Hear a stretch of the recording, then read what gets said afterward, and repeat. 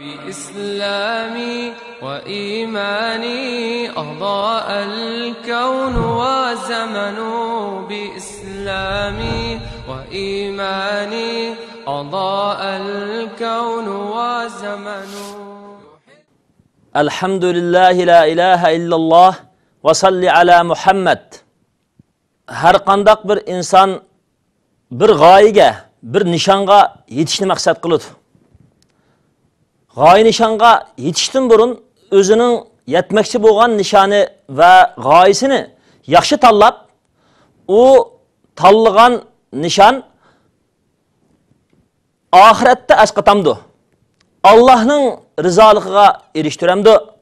Bu dunyoda o'zigimi, insonlargami foydaliqmi deb o'zi tanlagan nishonni tashirish kerak. Chunki odam bir nishonni o'ziga loyiha qilib, plan qilib tuzib, u nishonda muqimlashib bo'lgan vaqtida u nishonning xatoligini bilgan yoki uning ozg'un ekanligini tushungan vaqtida bikib bo'lgan ishidan qaytqisi kelmaydi. Hozirgi jamiyatimizda va dunyoda yuz berayotgan ko'p sonliq buzg'unchiliklar yoki buzg'un iddialarning maydonga kelishi va davom etishining asosiy sababi o'zi turayotgan yomon iddia va xato tushuncha va ozg'un fikri va g'oyalardan haqning to'g'riligini bilgan vaqtidami yong'ili unamaslik, haq tarafga qaytqili unamaslik. Allah Taala mana bu shundoq yomon iddia, yomon tushuncha, xato ko'z qarashda mustahkam turadigan insonlarning turishini Qur'oni Karimda bunimi sabri deb atagan.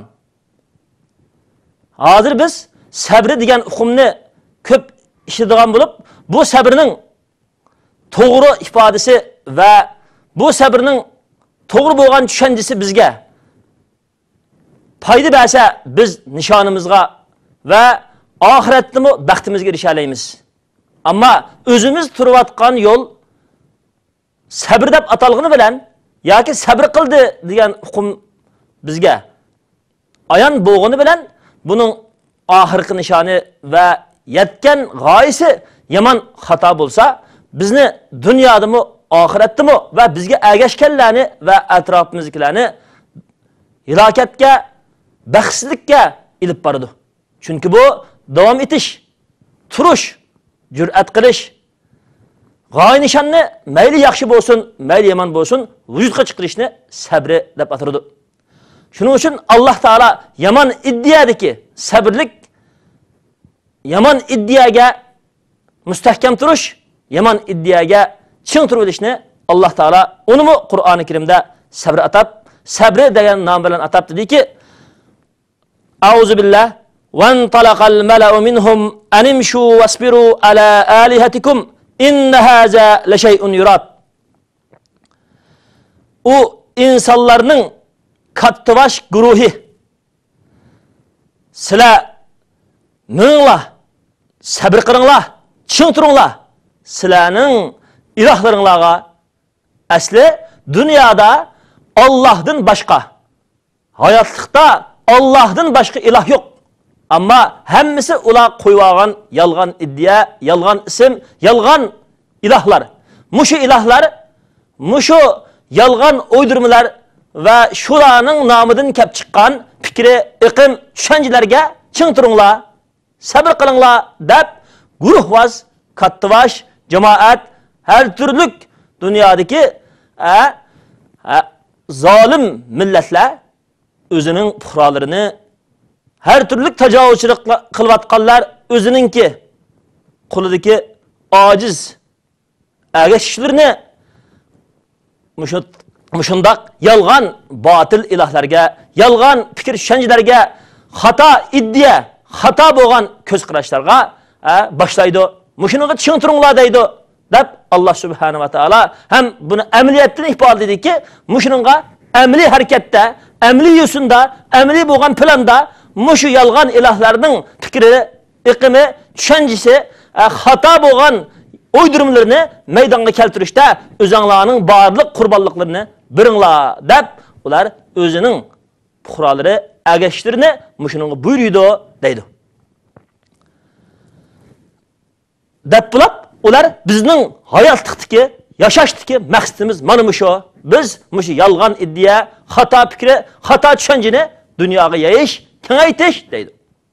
Bu yerda ikki turlik masala bor. Birisi guruh katta bashiri. Yana birisi bularga erishib ketadigan o'zining ergashgan yo'li, g'oyasi, nishonini o'ylamaydigan, tushunmaydigan puhralar ularga erishayotgan insonlar. Shuning uchun har qanday yo'lda turayotgan musulmon va har qanday yo'lda turayotgan bir inson o'zining g'oyasi va o'ziningki mingayotgan har bir yo'lini dunyo va oxiratlik Alloh taolaning rizoligiga erishadigan yaxshi yo'lmi? To'g'ri bo'lgan tushuncha, to'g'ri bo'lgan haqiqat, to'g'ri bo'lgan adolatdan maydonga kelgan yo'lmi? Qur'on va hadisning nuriga uyg'un kelamdi. Bizlarning Alloh taolaning yo'liga boshlagan, yaxshi bo'lgan islomiy bo'lgan rahbarlarimizning va to'g'ri tushunchalik yetakchilarimizning Qur'on hadis nuriga uyg'un kelamdi deb o'zimizning g'oyasini tekshirishimiz kerak. O'zimiz turayotgan yo'l harakatimizni tekshirishimiz kerak. Biz ching turib qurbonlik berayotgan ishlar oxirisda bizni dunyodami, oxiratdami kofirlarni, dinsizlarni halok qilgan baxtsizlikka ilib bormaslik kerak.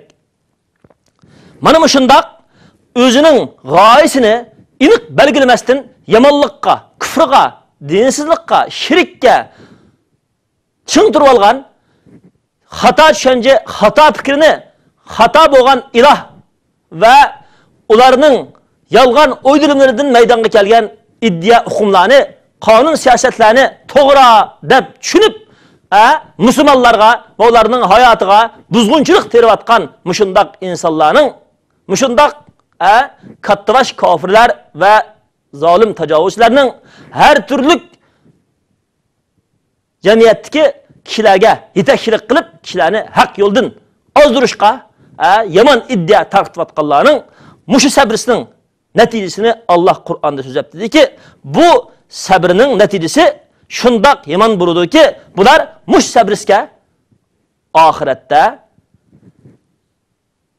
mangu pushaymon qiladigan bir yomon oqibatni qo'lga oladi. Alloh taolo dediki, ulaikallazina ishtarawud-dalalata bil-huda wal-azaba bil-maghfirati fama asbarahum alan-nar.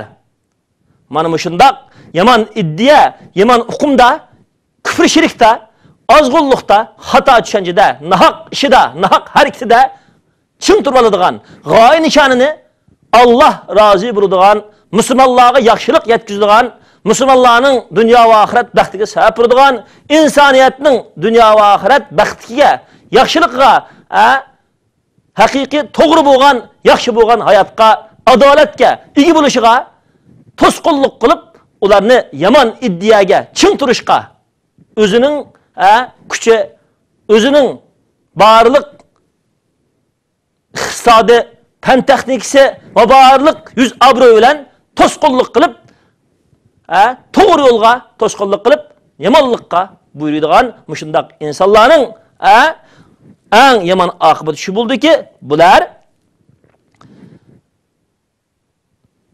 ozg'unlikni to'g'ri yo'lning o'rniga qo'liga ilib, bular Alloh taolaning azobini, kechirimining o'rnini, Alloh taolaning azobini qo'liga ilib, kechirimini tashlab qo'ygan va bular Alloh taolaning azobiga yo'liqqanlar. Fama asbarahum alan-nar.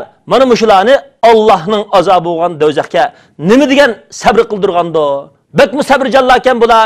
Bularning bu dunyoda nahaqqa, kufrga, ozg'unlikqa ching turganligi, oxiratda Allohning azobi do'zaxga ching turganligi, har qanday bir yolg'on ilohlar, xato fikrlar, xato iddialar, Allohni norozi qiladigan, Allohning qarshiligiga ushlaydigan, Qur'on hadisning nuriga zid, musulmonlarga dunyo va oxirat xafalik va ozdirish va yomonlik olib keladigan, ularga xiyonat va ularni vayron qilishga sabab bo'ladigan barliq yomon oqibatning har qandig'i bu qilmishi ularning bu dunyoda turib oxiratda mangulik do'zaxga ching turganlik bak do'zax o'tiga sabr qildigan amaliyotni ko'rsatganligi bo'lar. Qanchalik yomon yo'l, yomon iddia, yomon fikr ching turdi ekan, oxiratda shunchalik do'zax azobida bular uzun davom qiladi. Shunda qattiq azob qo'yiladi. Ularni nima degan do'zax azobiga sabrjon qilayotgan iddiyada o yomon iddia deb Alloh taolo bularni o'zining Qur'oni Karimi nur hidoyati bilan alohida ogohlantirdi.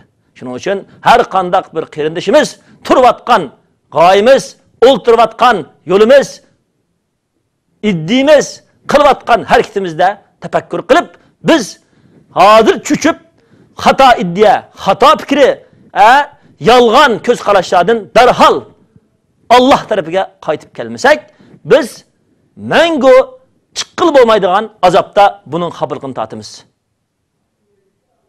Hammamizni Allah bu dunyodami, oxiratdami o'z g'oyasini, to'g'ri g'oyaga erishtiradigan o'zini va odamiyligini, haqiqiy bir mu'minligini baloya afat, azobga qilishdan burun topiladigan xolis mu'minlardan bo'g'il nisb qilsin.